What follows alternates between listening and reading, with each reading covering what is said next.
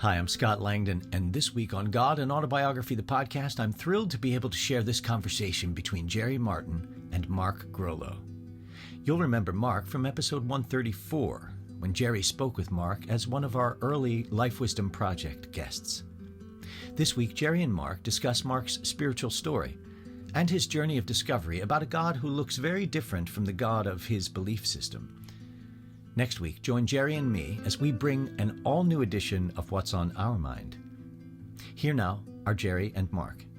I hope you enjoy the episode.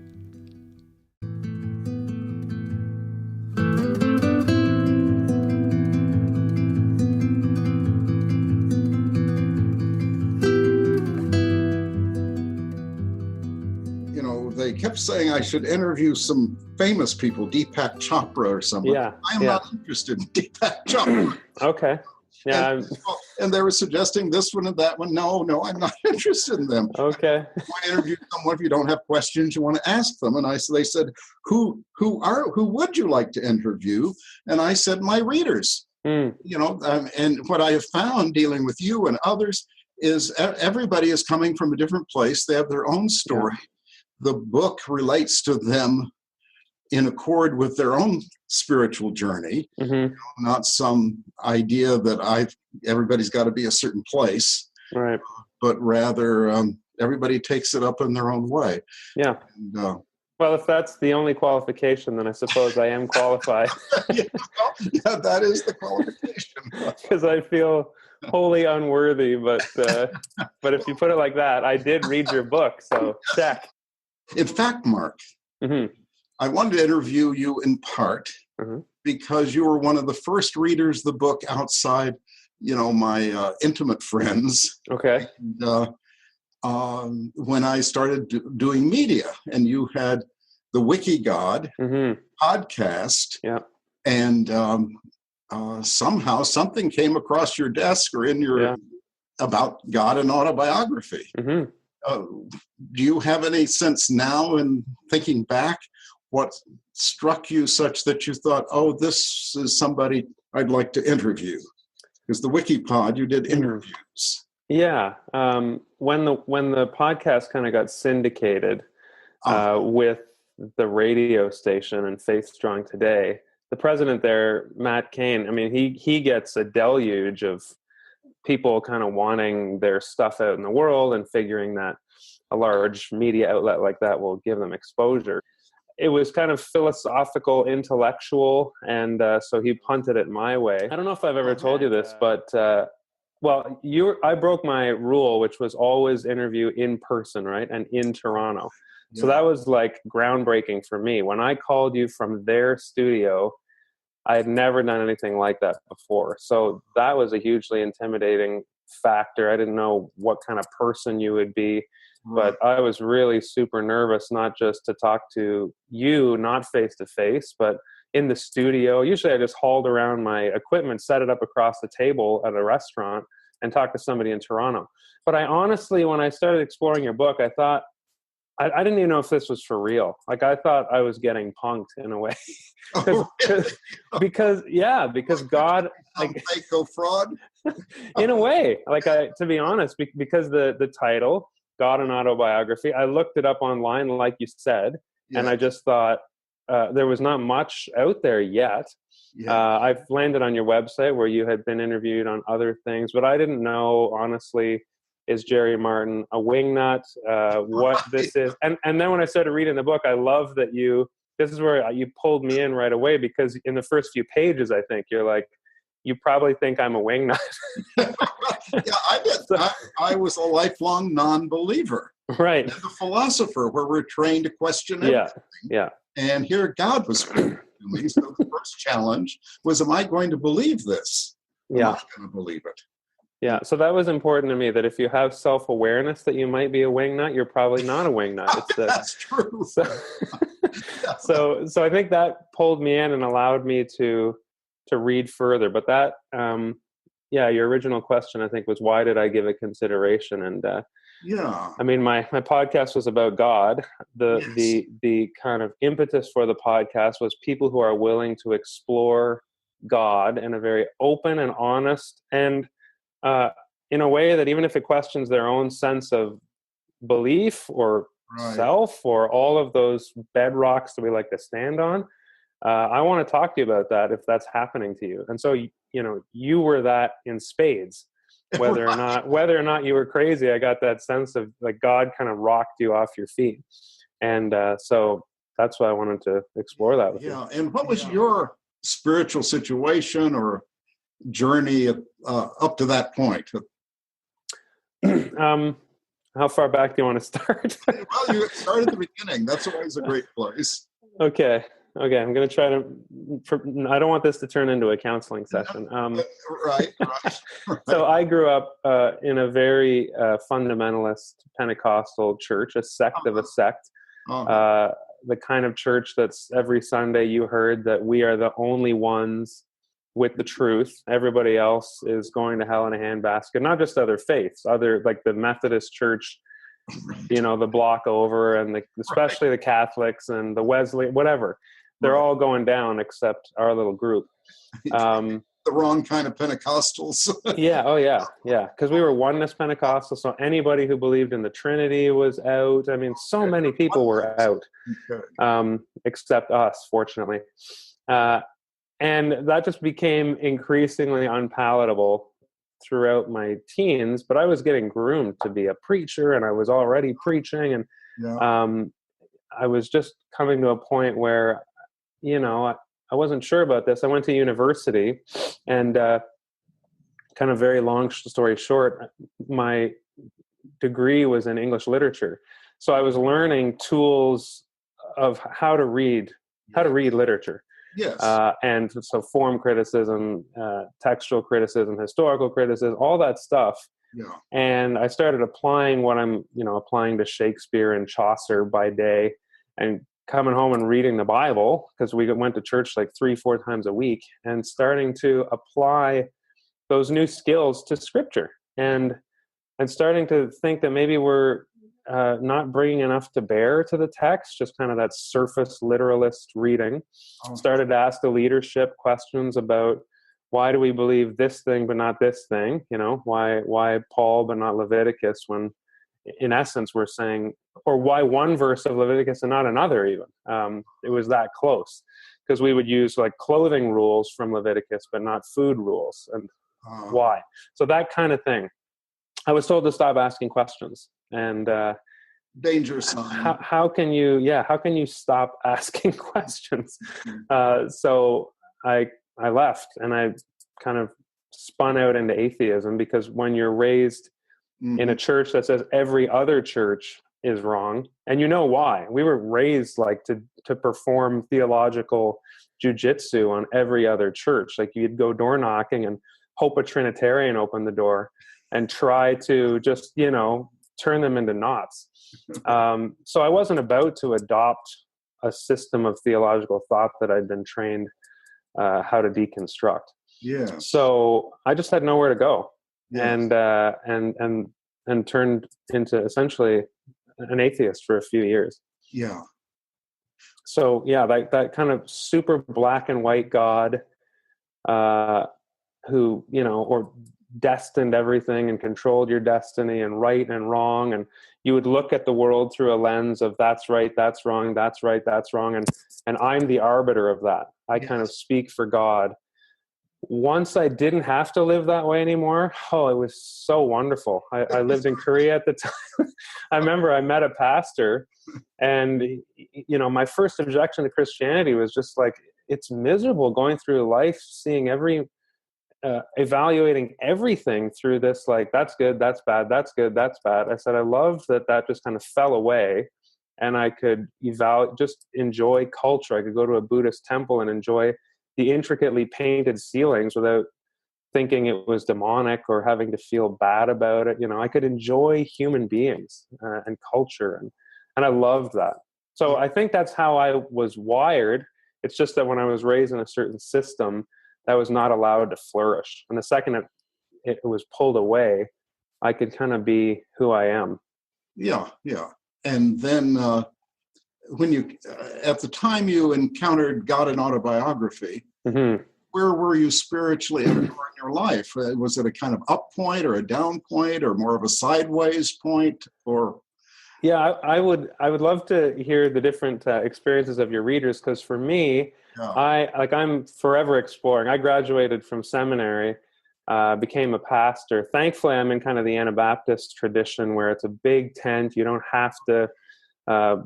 You're not slapped or censured if you believe a certain thing. So I feel like I have a lot of theological room to explore. So, I mean, seminary, graduation day was by no means the end. I feel like it was just the beginning. Yeah. I got a certain kind of flavor of theology in seminary. It was a trans-denominational seminary. So, it was great that one prof was Presbyterian and one prof was Anglican and one prof was Pentecostal, which rehabilitated Pentecostalism for me somewhat. But I had been exploring process theology. Yeah.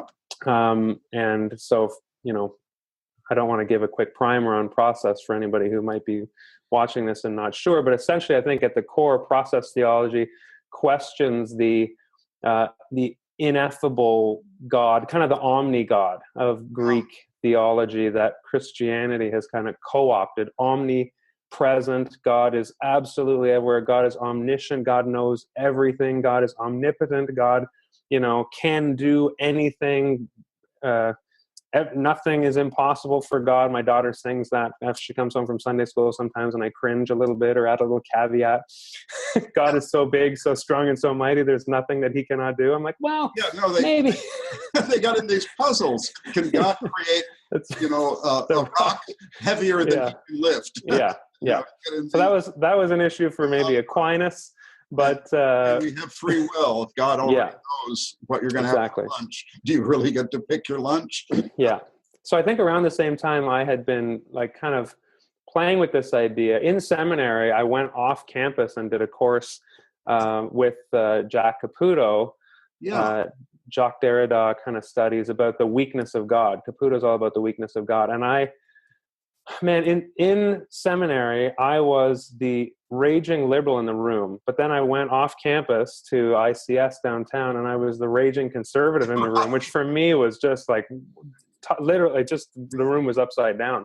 And I couldn't go back to seminary and discuss this class because it's like the weakness of God. Maybe God can't do anything. So I started to explore, there's different categories. Is God self-limited? Yes. Is God inherently limited?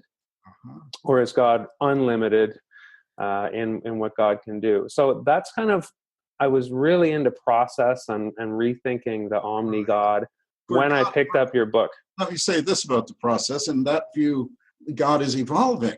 Mm-hmm. That's right.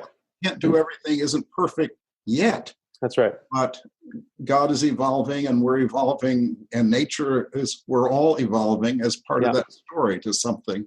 And ironically, in seminary, I spent my first 3 years immersed in Hebrew. So I was learning Hebrew, Hebrew exegesis. I was taking extra courses in Genesis and things like that. And the Hebrew professors have no trouble with this, with an anthropomorphic God, this God who is a basket case sometimes, changes God's mind. That's all in this rich tradition of the Hebrew scriptures. Yes. It's when we got into the New Testament classes and Greek, like learning Greek, ironically or fittingly, because of the Greek influence of kind of God and Plato on Christianity. That's where all that kind of disappeared. And it kind of my second, third, fourth year of seminary, it seemed really at odds with Hebrew profs and the Hebrew text that would be like, God sometimes doesn't seem to know what God's doing or changes God's mind or wants to test things or see things.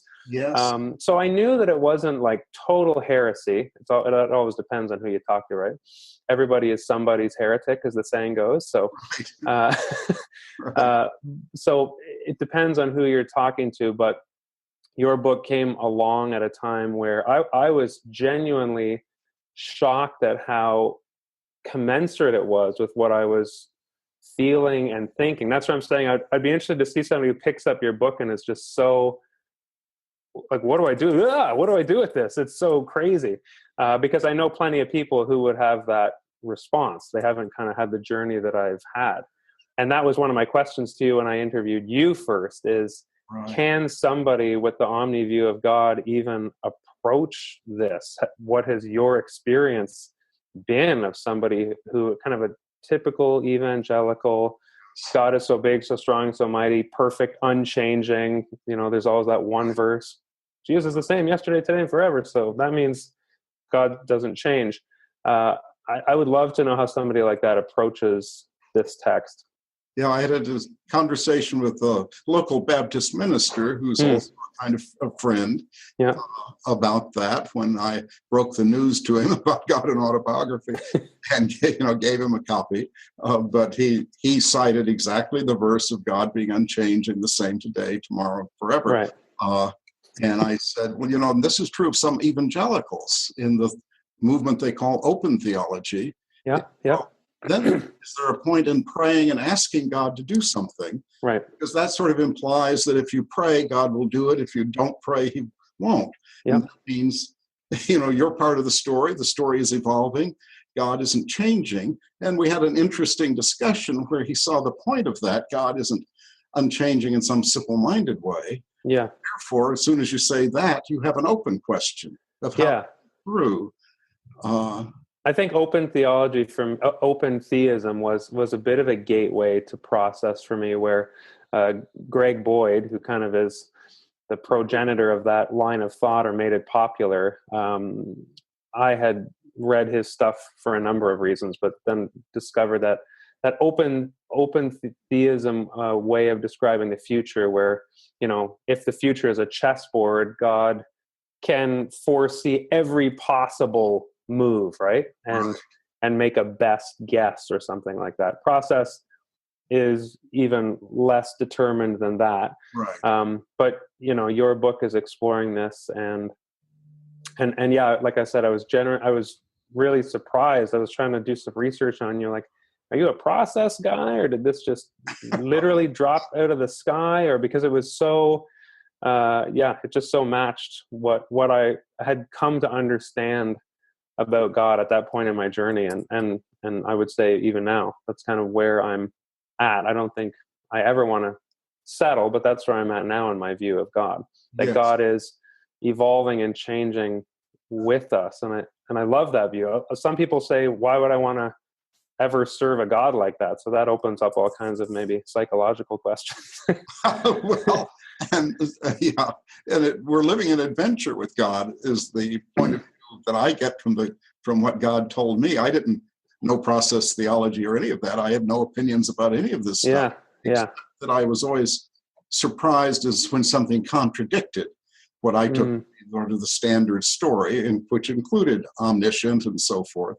So I would be surprised and question where things just contradicted my preconceptions, but I didn't have beliefs and I wasn't reading theology.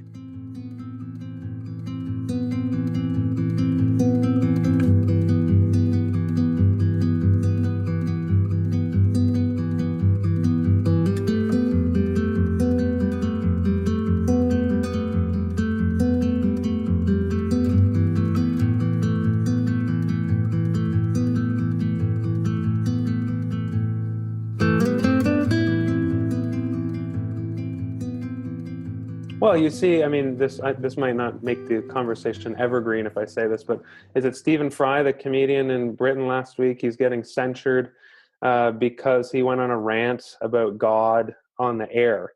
And what kind of sadistic sicko would have a kind of world where children are sold into prostitution, and he went on this rant, and now he's facing charges in the UK. But it's funny because I agree with him about that God. This is where the God of your book is sympathetic and lovely, and I think worthy of awe and worship, and it's a camaraderie, it's a partnership, it's beautiful.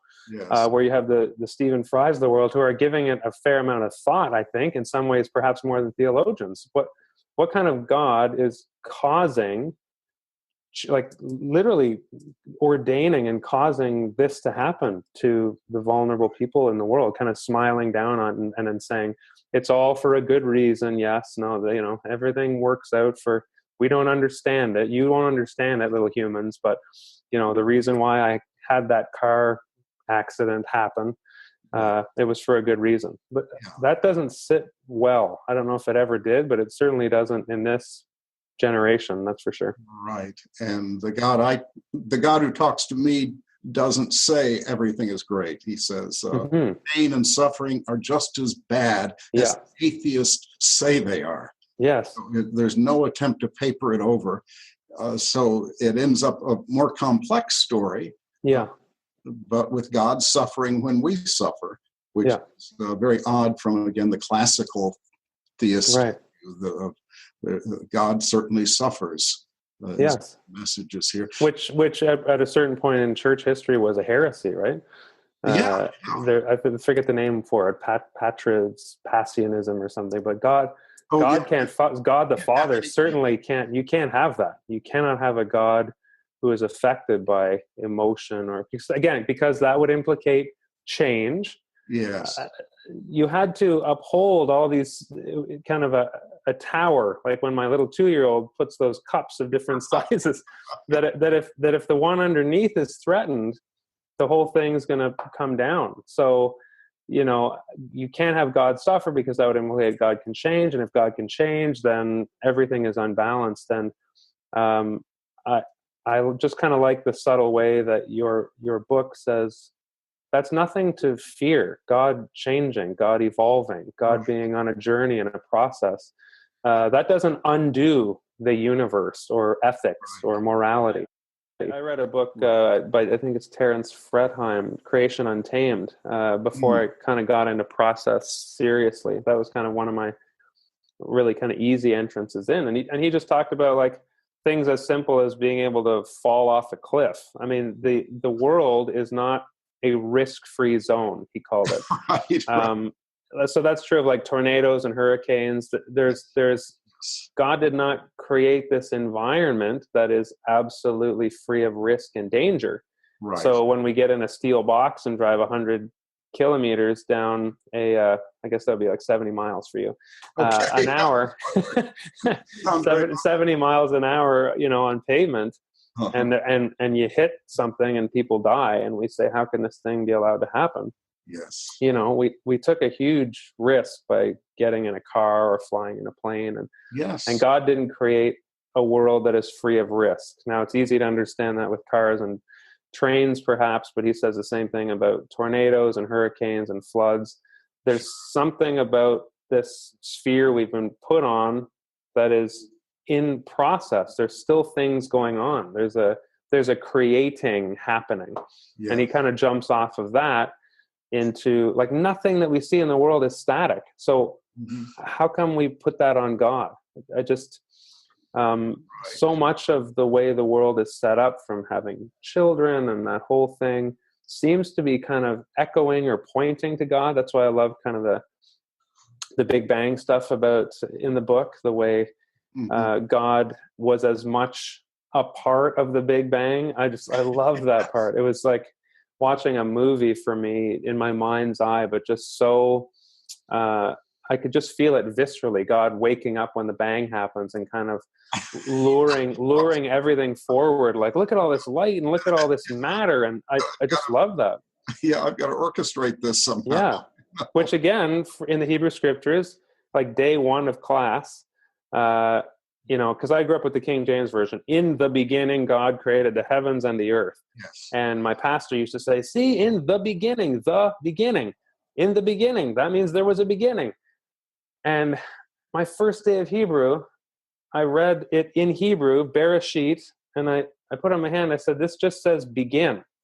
And he said, yeah, that's all it says. So beginning, God could be fashioned the heaven. Yeah, just in a begin. It's not the beginning. And she said, no, the scriptures don't seem to concern themselves with anything except chaotic water at the beginning. And I was just like, what? That, you know, that my church spent so much time making some kind of rational argument about the beginning when even the Hebrew scriptures don't concern themselves with that. So this idea of God beginning, I just love. I think you asked the question, what was before the bang? And it was just, that's not a question you can possibly answer because there's no before. Yeah, there's no before. Like it was really neat. Yeah. So that I think has informed me and how I view the whole world. It's like God was as much surprised by what God was suddenly a part of. And that continues to this day with the fashioning of the world and humans, and it's still happening. Yeah. No, that I found that chapter profoundly embarrassing. And I was worried about it because it had to come first. Yeah, chronologically. Yeah.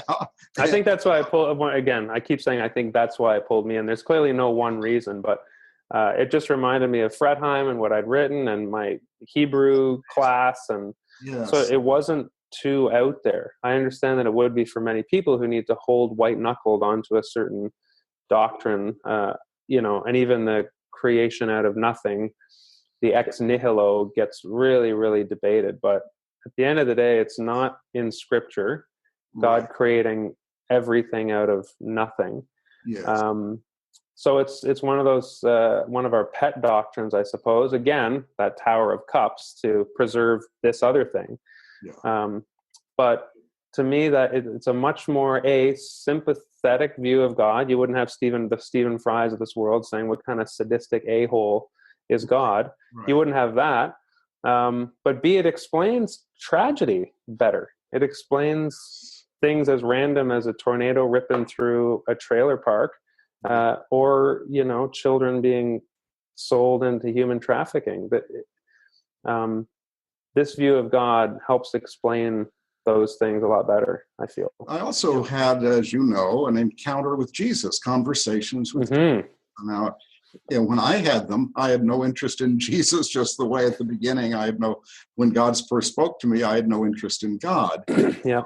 And in fact, like many people, a bit like your atheist, I was never quite an atheist. I just had no interest in the question of God. But I had no interest in becoming a Christian. Yeah. And now Jesus appears and talks to me, and it's sort of like the Jesus of the New Testament. I don't know if it's like the Jesus of theology, And anyway, did you have any reaction to that? Oh my gosh, here's Jesus. Yeah, no, that's so funny because I was just rereading that bit to freshen my memory for this talk, because I remember how important that was for me. Obviously, I have a huge interest in Jesus. Before I interviewed you as part of the podcast, I interviewed somebody called John Suk, who wrote this. I remember the subtitle. Not Sure is the book. Not Sure, A Pastor's Journey from Faith to Doubt. And he went from being kind of a Calvinist predestinarian with the Reformed Church in the U.S. to a United Church minister here in Toronto. So he was one of kind of the first. I sat down with him. He was my first ever WikiGod interview. So I had, the sweaty palms and everything, went to his church office, this author, but really, really a lovely guy. And I couldn't believe what I was hearing, because he talked about, the United Church gets so, in Canada anyway, so stereotyped as, weak theology. They'll believe anything, but he really challenged that idea, saying, the United Church, or him personally and his church, really take the ethics of Jesus seriously. He said, we're actually quite moralistic. And he compared it to kind of his previous life, where as long as you affirmed the right things about Jesus, the rest was kind of your choice, whether or not you were into the teachings of Jesus or whatever. So he was saying on the podcast, and I never forgot it, Jesus might be God, but if you think Jesus is God, and he said, I'm not even going to offer an opinion about that. He was divine. Maybe he was God. Maybe he wasn't. I don't get caught up in that. He was at least an ethic, an ethicist to follow. Yes. Like if you believe he's God, then you at least down here is like the ethicist. Yeah. So somehow I don't know how the church has gone up to he's God, but the ethicist part, I don't know. He talked really confusing parables. Anyway, Paul is really cool because he's so understandable. That seems to be what the church has done. So when Jesus kind of appears in your book, it reminded me of that. And again, just fell in line with that. I was so surprised that God was saying that God appeared, kind of expressed God's self in That's Jesus. Right. Yes. And even that the part where you talk about Jesus, where Jesus appears, it didn't dwell too much on doctrinal, theological, intellectual brain pretzels. It was affirming kind of what we might say doctrinally about Jesus, that Jesus was God's pure revelation. Yes. And someone to listen to and follow. And again, that one of my kind of hobby horses now has become, how come we don't obsess about Jesus's teachings the way other faiths, and your book has really gotten me on this, the usefulness, the wisdom of the other traditions. There's so much good in, like, the Tao Te Ching and all these other, your book is just kind of shot through with texts from other faiths and other traditions. I was told to go read those and them, and kind of what was God up to in the which I don't know what you just mentioned, the I Ching or the Tao Te Ching and so forth. These what was he up to with the Chinese and the Hindus and so forth. That was so Christianity spends so much time kind of using apologetics or what have you to explain why our texts are superior. But I love how, your book kind of pushed back on that. God pushed back on that in the book and just said, go read them and you will find a core, a nugget, and even parts that might be challenging, like the caste system gets built into kind of traditions around the Sanskrit or Hinduism, but if you strip away the cultural biases and things like that even Christianity does not escape from. Every tradition has kind of missed the boat on that one, endorsing slavery or whatever. You can see a core in each one. Mm-hmm. And that was huge for me. So Jesus appearing as uniquely divine, somebody to follow, somebody to listen to, was really important for me. But then also just taking his teachings as seriously as other faiths take their great wisdom traditions. I grew up in the church, went to seminary, and most of my time has been spent circling the wagons around doctrines. And there's no classes in seminary about the parables of Jesus or the ethics of Jesus, or why are ministers like myself being sent out into the world without necessarily needing to understand what, the parable of the talents or the 99 sheep or the lost son, or we didn't really have to sit and wrestle with those. We better know our doctrine of the incarnation, though, or atonement theory, But Jesus did not lay out the system of doctrines, did he? That's right. Parables. So presumably that's where the gold is. Yes. Right? Yeah. The divinely inspired Jesus presenting the way of life. Again, that's the wisdom tradition is there's a life way and there's a death way, and that's not afterlife. Your book talks about that. The kingdom of God is here, and it's not an after thing. It's a now thing. And there's even a part that I dog-eared because you go into a little debate about the kingdom of God. I loved it. Why did you put it as if they're not going to die? And look at the language. But you say it'll happen during their lifetime, but it sounds like the kingdom of God is a second coming or an apocalypse or something like that. No, it doesn't.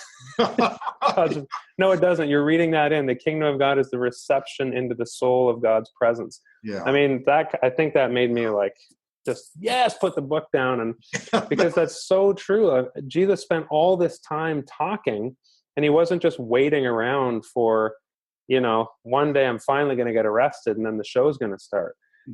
He spent a lot of time going around trying to convince people this way of life, this reception of the soul into the reign of God, and wanted it to happen right then and there for people. Yes. And so I've become really convicted of that through your book, but then also more interested in Christians taking the teachings of Jesus at least as seriously as Confucians take Confucius, Yes. or even as Muslims take Muhammad. I don't know why the teachings of Jesus have become so optional to being a Christian.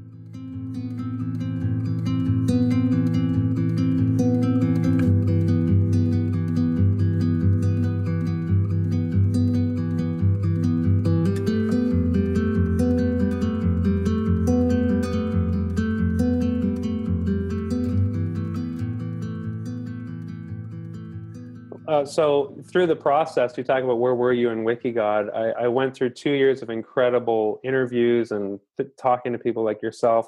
And it came to a point where I just said, it's time for the talk to end for me and time for something to start. So really, one thing that I discovered in that process was asset-based community development, creating the kind of neighborhood that we want to see, not just for neighborhood's sake, but this idea that neighborhoods are where lives are lived.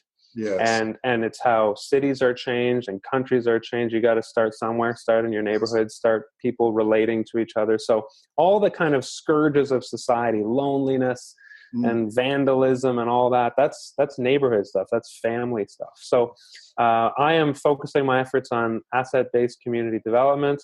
I am continuing to just be a theology geek. Churches are asking me to speak and things like that. So I'm going to be teaching next month. I started a little hashtag on Facebook. You probably have seen it. Jesus is my guru, which a lot of people love, but paid salaried churchmen absolutely hate the things I'm saying. So it can be a bit polarizing, this notion of taking Jesus seriously as a teacher, being troubled by his teachings and his ethic. But I blame you for that. You're a crucial part of why this has happened to me. Well, I'm very grateful for that, Blake. So thanks for putting that book into the world. And yeah. Well, thank you. Thank you again for the interview. Right. I look forward to seeing you again. Maybe we'll do a second round sometime.